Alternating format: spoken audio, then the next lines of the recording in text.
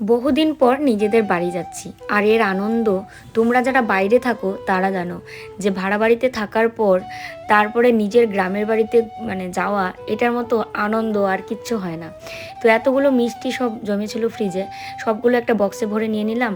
আর finally আমরা ready হয়ে নিয়েছি। দেখো, মিকি কিন্তু আবার আমার জন্য অপেক্ষা করছে। ওরা দুজন বাইরে বেরিয়ে গেছে, মা আরও বলছে তুমি আসো আস্তে আস্তে করে। বেরোচ্ছে বলতে ব্যাগ টেক বার করছে, কিন্তু মিকি তো বেরোচ্ছে না। মিকি এসে এখানে বসে আছে, কতক্ষণে আমি বার হব। তো যাই হোক, দুগ্গা দুগ্গা করে এই যে বেরিয়ে পড়ছি। আর এটা হচ্ছে আমাদের রুমের দরজা, বন্ধ করলাম। এবার ঘরের লাইট টাইট এগুলো সব বন্ধ করব। আর আমাদের সাথে না আমাদের গপুও যাচ্ছে, আমরা সবাই যাচ্ছি। মিকি, শাশুড়ি মা, বর, আমি আর হচ্ছে গপু। তো সবার জন্যই তো ড্রেস ট্রেস নিয়েছি, গপুরও একটা ব্যাগ হয়েছে।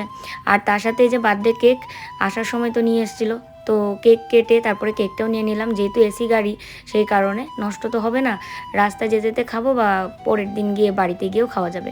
আর আমার মা ভিডিও কল করেছিল যে গাড়িটা, আমরা উঠেছি, বলেছি তো গাড়িটা কেমন, তাই বলছিলাম যে মাকে একটু দেখাই যে বেশ বড়সড়ই আছে গাড়ি, আর আমাদের কোনো অসুবিধাও হবে না।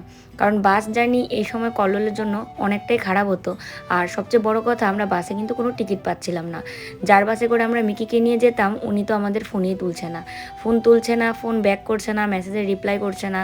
তো এমনটা অবস্থায় আমরা তারপরে এমন একটা প্রাইভেট কার বুক করি, যেখানে আমাদের ভাড়া পড়ছে 11,000 টাকা টোটাল।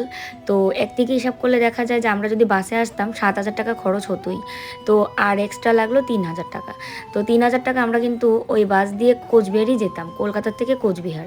তারপরে কোচবিহার থেকে আলাদা আরেকটা গাড়ি ভাড়া করে আমাদের গ্রামের বাড়িতে যেতে হতো। কিন্তু এই গাড়ি দিয়ে যে যাচ্ছি আমরা, কিন্তু একদম আমাদের ফ্ল্যাটের সামনে থেকে উঠেছি, এবার নামবো গিয়ে একদম আমাদের বাড়ির সামনে। তো বুঝতে পারছো, একটা গাড়িতেই কিন্তু আমরা একদম কলকাতা থেকে একদম আমাদের গ্রামের বাড়িতে চলে যাচ্ছি। আর দেখতে দেখতে প্রায় কয়েক ঘন্টা পার করে ফেললাম, সকালও হয়ে গেছে, ভোর হয়েছে। আর এই যে মিকি রানী ঘুমাচ্ছে, শাশুমা ঘুমাচ্ছে, বর ঘুমাচ্ছে, আর আমি এদিকে সবাইকে পাহারা দিচ্ছিলাম। কারণ আমিও একটু ঘুম থেকে উঠেছি। আসলে কি বলো তো, গাড়িতে তো আর অত ডিপ ঘুমটা হয় না, কিন্তু তারপরেও কিন্তু ঘুমানোর চেষ্টা করেছি। আর সারা রাতে আমার শাশুড়ি মা আমার উপর যে কতবার ঘুমিয়ে ঘুমিয়ে তুলিয়ে পড়লো, আর যখনই আমার চোখটা লাগে তখনই মা আমার গায়ে এরম করে পড়েছে। আসলে গাড়িটাও অনেকটা বড়, আর ঘুমের মধ্যে তো এগুলো হয়।